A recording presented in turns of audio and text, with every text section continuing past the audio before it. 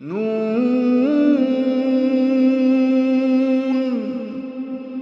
वल्क़लमि वमा यस्तून।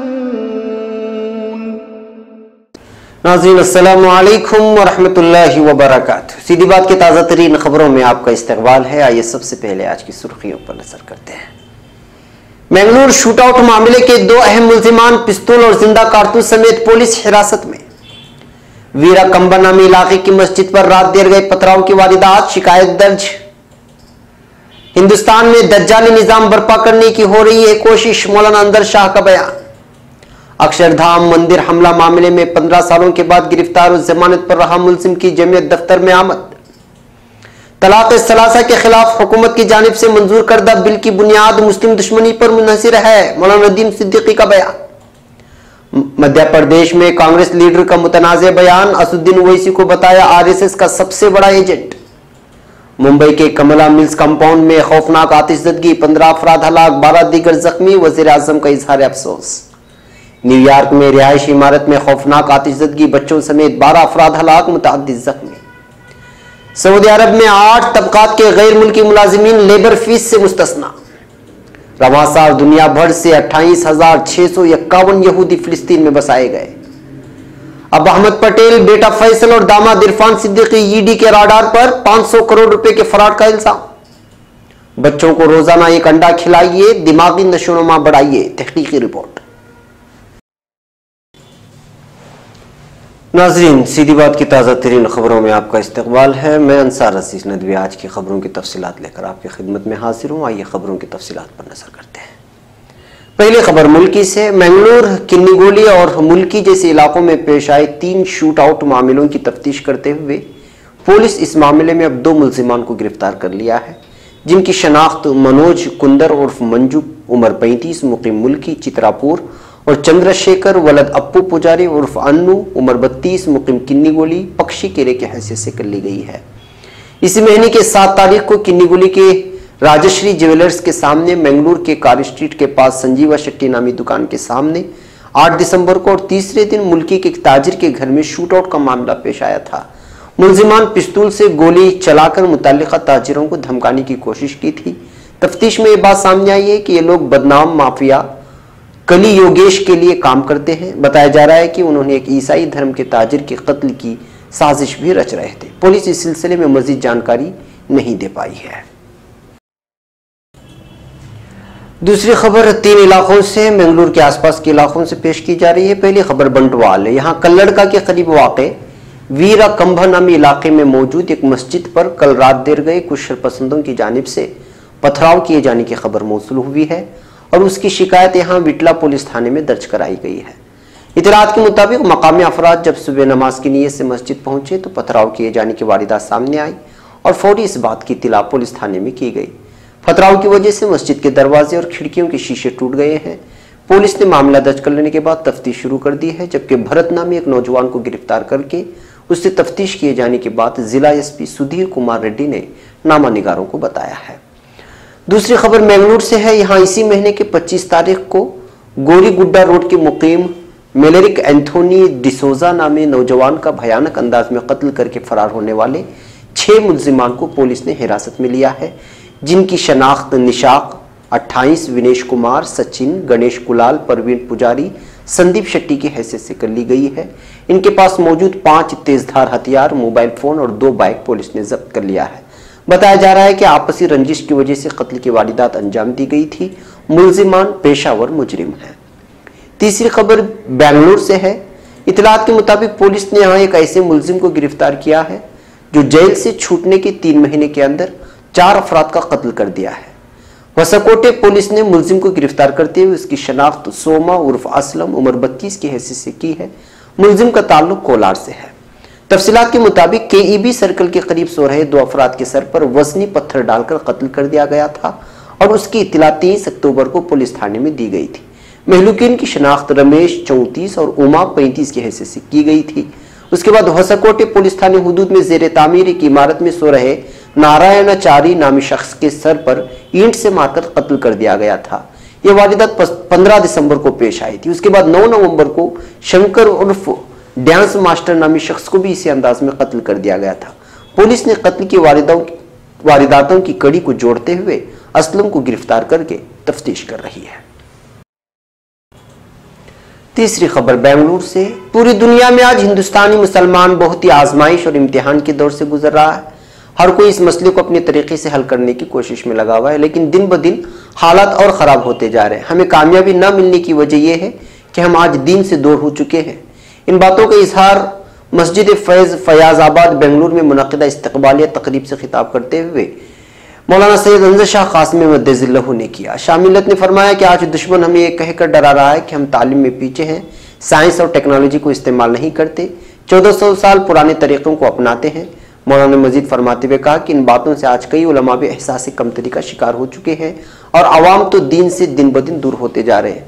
मौलाना ने तमाम उम्मत मुस्लिमा को मुखातब करते हुए फरमाया कि अल्लाह तबारक व तआला ने कुरान मजीद में सब कुछ रख दिया है। हमारी तरक्की, हमारी कामयाबी, हमारी सरबुलंदी और हमारी इज्जत कलाम पाक के अंदर ही मौजूद है।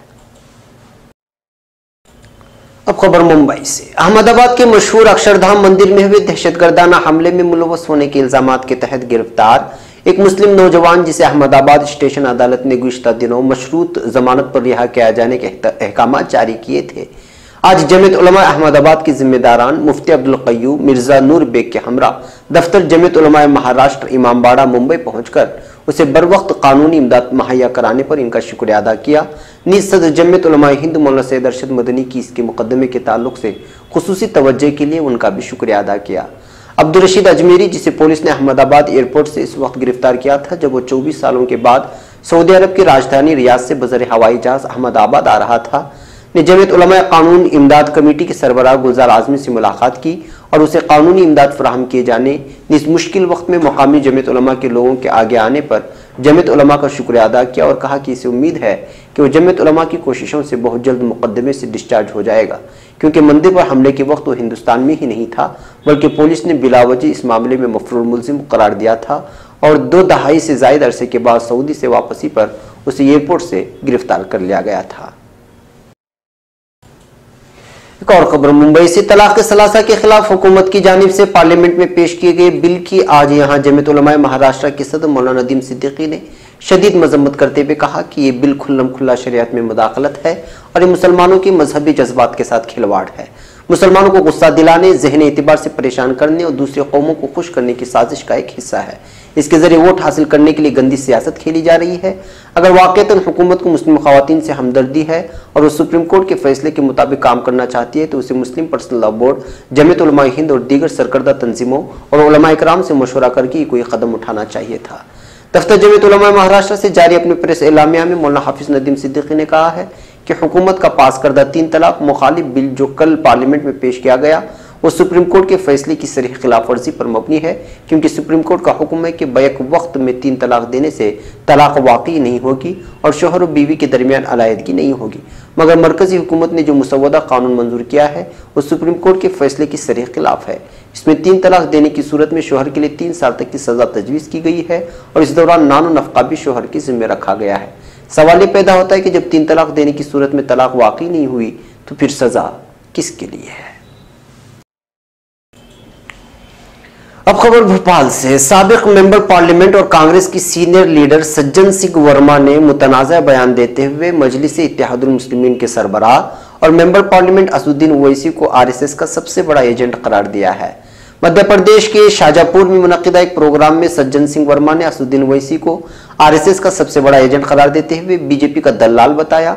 सज्जन सिंह वर्मा ने कहा कि मंदिर जाने के मामले पर राहुल गांधी से सवाल पूछने वाले ओवैसी जैसे लीडरान पूरी तरह से बिक गए हैं और ये मुल्क और मुसलमानों की पीठ में छुरा घोंपने का काम कर रहे हैं। वर्मा ने गुजरात असेंबली इंतखाबात का तस्करा करते हुए मनीशंकर अय्यर पर भी जमकर निशाना साधा और कहा कि अय्यर पार्टी में हाशिया पर चले गए थे, इसलिए पैसा लेकर उन्होंने ऐन मौके पर पीएम मोदी से मुताल्लिक काबिल एतराज तबसरा किया।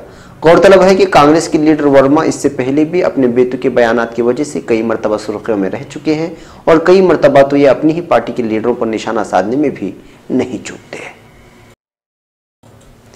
अब खबर मुंबई से। मुंबई के कमला मिल्स कंपाउंड के मौजूद रेस्टोरेंट में देर रात आग लगने से कम 15 लोगों की मौत हो गई और 12 अफराद जख्मी हो गए हैं। सरकारी जराये के मुताबिक महकमे फायर ब्रिगेड को तकरीबन रात 12:30 बजे कमला मिल्स कंपाउंड के मौजूद बार एंड रेस्टोरेंट में आग लगने की इत्तला मिली। आग 30 मिनट के अंदर अंदर पूरे रेस्टोरेंट में फैल गई थी। महकमे फायर ब्रिगेड के एहलकारों ने मौके पर पहुंचकर आग पर काबू पाया। आग में झुलसे लोगों को अस्पताल में दाखिल कराया गया। महकमे फायर ब्रिगेड के मुताबिक मारे गए लोगों में ज्यादातर खवातीन शामिल हैं जो रेस्टोरेंट की छत पर पार्टी में शामिल होने के लिए गई थी। आग लगने की वजूहात का अभी तक पता नहीं चल पाया। कमला मिल्स कंपाउंड में जदीद सनाती कैंपस, रेस्टोरेंट, तिजारती कम्प्लेक्स के अलावा कई मीडिया इदारों के दफ्तर भी वाक़ हैं। सरकारी जराये के मुताबिक महकमे फायर ब्रिगेड को तकरीबन रात 12:30 बजे कमला मिल्स कंपाउंड की मौजूद बार एंड रेस्टोरेंट में आग लगने की इत्तला मिली थी। अब खबर न्यूयॉर्क से। ब्रॉन्कस के इलाके में रिहायशी इमारत में आग लग गई जिसके नतीजे में 12 अफराद हलाक हो गए हैं और मुतअद्दिद जख्मी हो गए। बैनुल-अक़वामी मीडिया के मुताबिक रात देर गए न्यूयॉर्क के इलाके ब्रॉन्कस में वाक़ रिहायशी इमारत में अचानक आग भड़क उठी थी। आग की शिद्दत इतनी ज्यादा थी कि उसने पूरी इमारत को अपनी लपेट में ले लिया।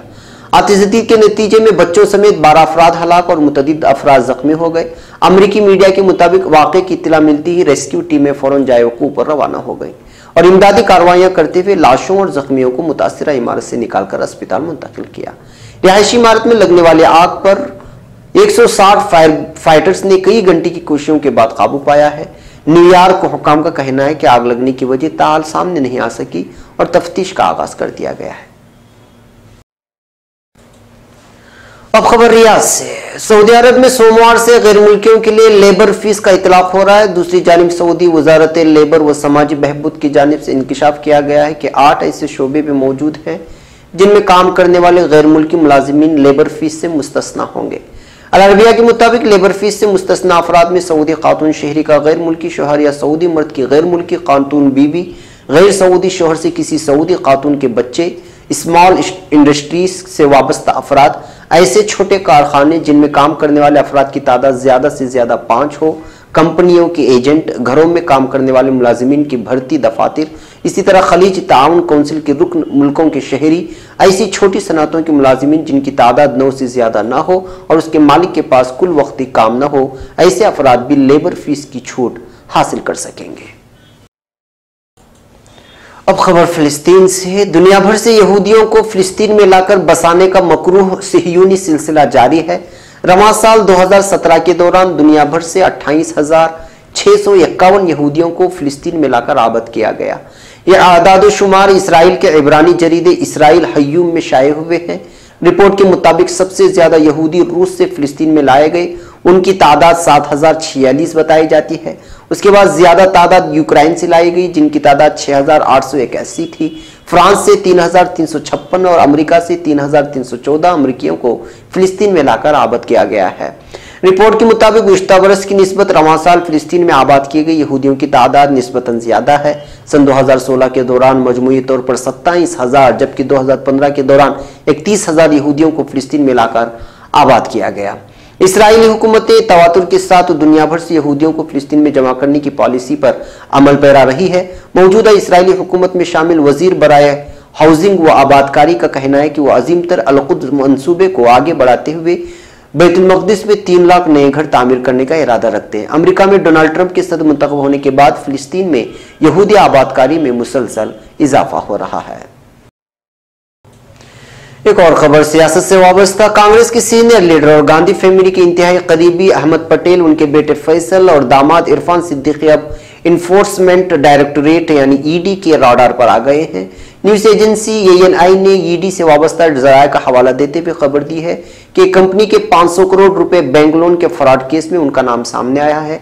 उसके बाद से ही ईडी इन दोनों की जांच कर रही है।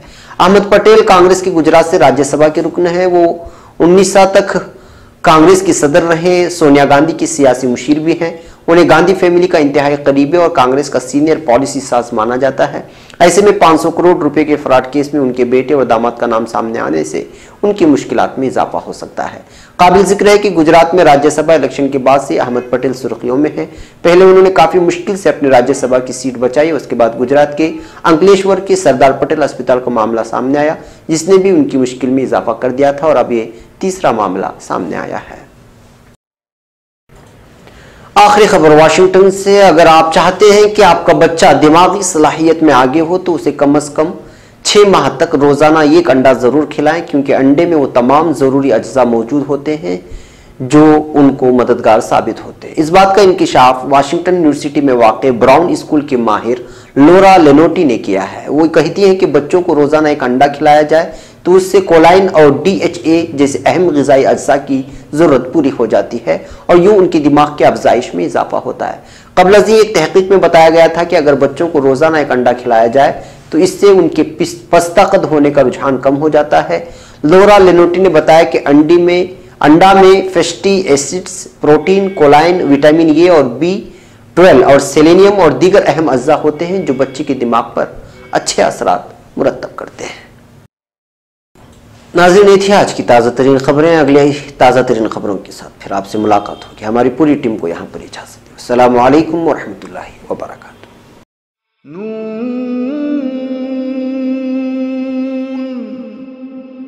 वल क़लमि वमा यस्तुरून।